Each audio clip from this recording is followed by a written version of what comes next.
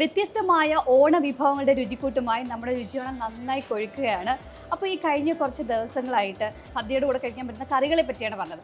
പക്ഷേ ഇന്ന് നമ്മുടെ ഷെഫ് നമുക്ക് നല്ല മധുരം കൂടി പകരാൻ പോവുകയാണ് നമ്മുടെ പ്രേക്ഷകർക്കായിട്ട്. തനുവിനൊരു കാര്യമുണ്ട്, മറന്നുപോയോ? നമ്മൾ സ്വാഗതം ചെയ്യണം. സ്വാഗതം ചെയ്തില്ല. അപ്പോൾ എല്ലാ പ്രേക്ഷകർക്കും രുചിയോണത്തിലേക്ക് സ്വാഗതം.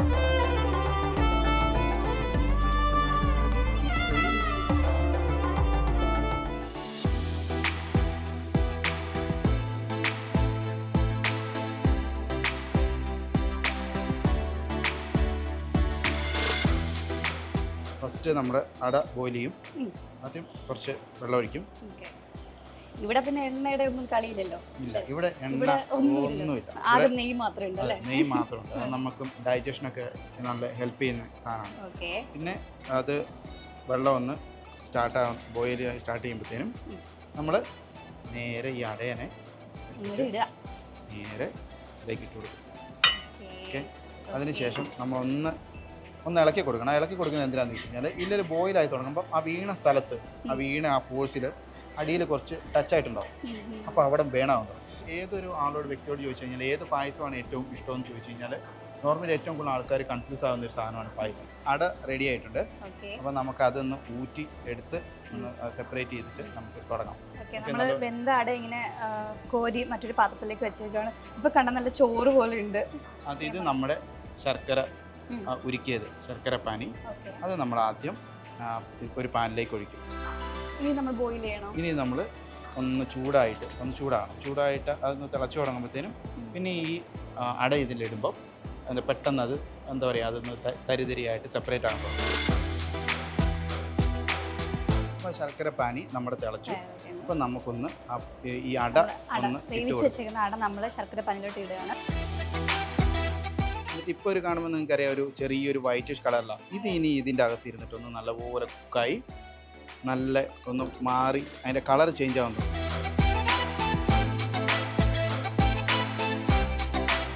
അപ്പോൾ നമ്മുടെ രണ്ടാം പാൽ റെഡിയാണ്.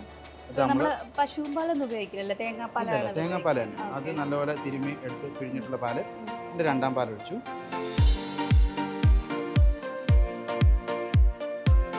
നല്ലപോലെ തിളച്ച് ഒന്ന് കുറുകും.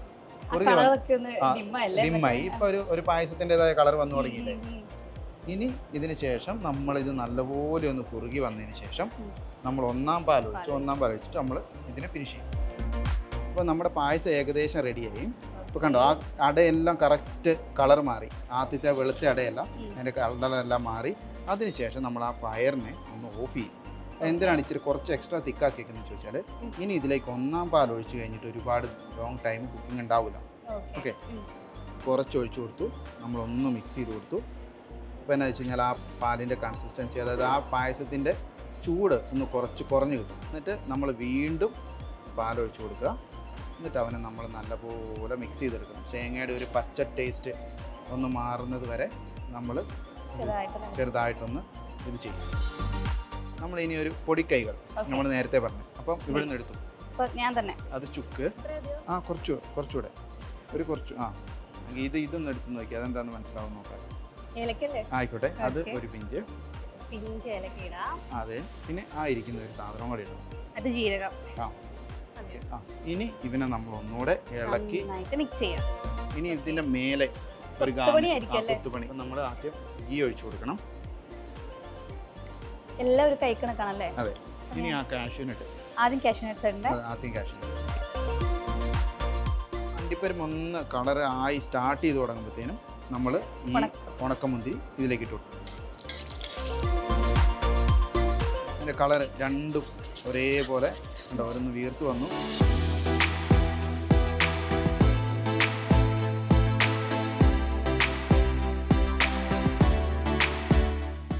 പായസം ഇങ്ങനെ സെറ്റായി. ഇനി ലാസ്റ്റ് ഈ വറുത്ത തേങ്ങാക്കൊത്ത് ഒന്ന് ഇട്ടുവിട്ട്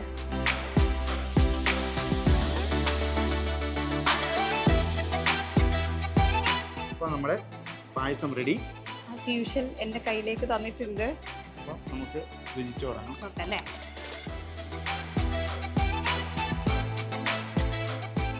കൊള്ളാമോ?